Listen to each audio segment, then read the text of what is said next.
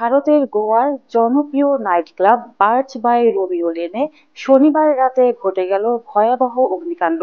মর্মান্তিক এই ঘটনায় এখন পর্যন্ত প্রাণহানি হয়েছেন 25 জনের, আহত হয়েছেন অন্তত 6 জন। নিহতদের অধিকাংশই শ্বাসরুদ্ধ হয়ে প্রাণ হারিয়েছেন, বাকিরা হয়েছেন দগ্ধ।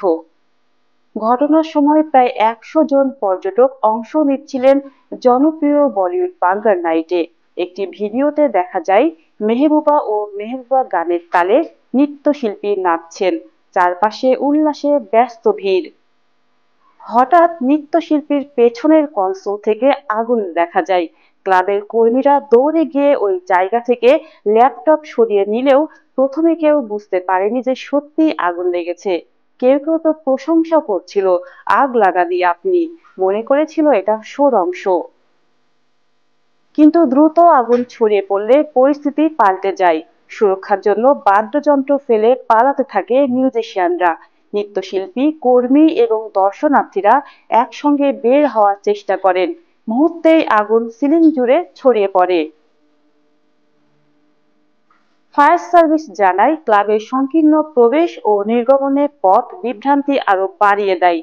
অনেকেই বের হতে পারলেও কেউ কেউ নিচতলার রান্নাঘরের দিকে গিয়ে আটকা পড়ে যান। দুর্ঘটনাস্থলে পৌঁছাতে ফায়ার ইঞ্জিনকে প্রায় 400 মিটার দূরে থাকতে হয়, কারণ রাস্তা ছিল সরু, ফলে উদ্ধার অভিযান বিলম্বিত হয়। গোয়ার মুখ্যমন্ত্রী প্রমোদ সাওন্ত বলেন, এ ধরনের ঘটনা গোয়ায় এই প্রথম। প্রাথমিক তদন্তে মনে করা হচ্ছে আগুন শুরু হয়েছিল ওপরের তলা থেকে। সংকীর্ণ দরজার কারণে অনেকেই বের হতে পারেননি। যারা নিচের অংশে গিয়েছিলেন তারা পর্যাপ্ত ভেন্টিলেশন না থাকায় শ্বাসরুদ্ধ হন। রাজ্য সরকার ইতোমধ্যে নিবিড় তদন্তের নির্দেশ দিয়েছে। ক্লাবের জেনারেল ম্যানেজার ও মালিকের বিরুদ্ধে এফআইআর দায়ের এবং গ্রেফতারি পরোয়ানা জারি করা হয়েছে। অগ্নি নিরাপত্তা ও নির্মাণ সংক্রান্ত নিয়ম মানা হয়েছিল কিনা তা খতিয়ে দেখা হচ্ছে। আন্তর্জাতিক ডেস্ক, জান্নাতুল জান্নাত, জেড টিভি বাংলা।